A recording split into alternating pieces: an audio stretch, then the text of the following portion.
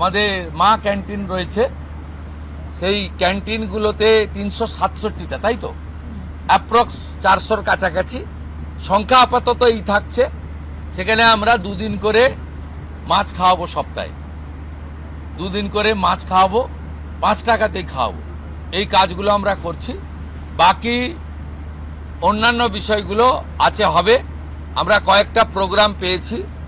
সেটা হলো আগামী 30 তারিখে কেন্দ্রীয় আরবান এবং পাওয়ার মিনিস্টার আসছেন, অগ্নিমিত্রা পাল মহোদয়, তার প্রোগ্রাম পুরো অ্যাসিস্ট করছেন। আমিও একটা সময় নিশ্চয়ই কাটসি মিট করব।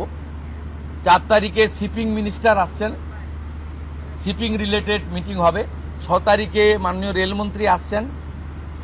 আর 8 তারিখে দিল্লিতে স্বাস্থ্য দপ্তরের সঙ্গে পশ্চিমবঙ্গ সরকার আয়ুষ্মান ভারতের এগ্রিমেন্ট করবেন। এই প্রোগ্রামগুলো আপনাদের মাধ্যমে আমরা জানাতে চাই। আমাদের সরকার, আপনাদের সরকার আগামী সপ্তাহ থেকে মুখ্যমন্ত্রীকে বলো বন্ধ হয়ে যাচ্ছে, তার জায়গায় আমরা নাম দিচ্ছি আপনার সরকারকে বলুন। আর পুরনো যে নাম্বার ছিল ও নাম্বারেরও বদল আসছে। এই সংক্রান্ত বিস্তারিত যেদিন আমরা লঞ্চ করব সেই দিন আপনাদেরকে নাম্বার জানাবো।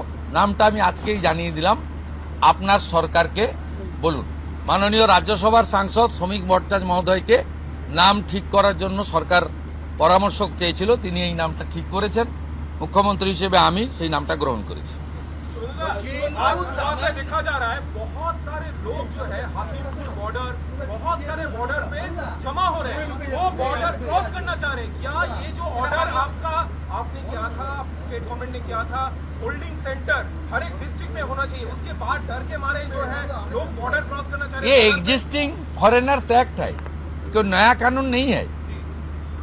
और ये लोग चला जाना चाहिए।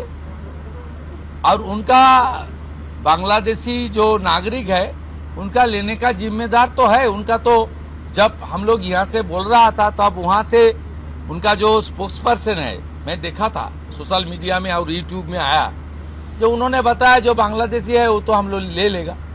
तो ये सब बांग्लादेशी है, इसको ले लेना चाहिए। लेकिन ये लोग को, पुलिस को हम लोग बता दिया, जेल में भेजने का जरूरत नहीं है। देश के रुपया में खाना खाएगा, कपड़ा देगा, मेडिसिन देगा। एक दामाद है ये लोग। जल्दी जल्दी भागो, जल्दी जल्दी भागो, नहीं तो जो करना है सरकार करेगा।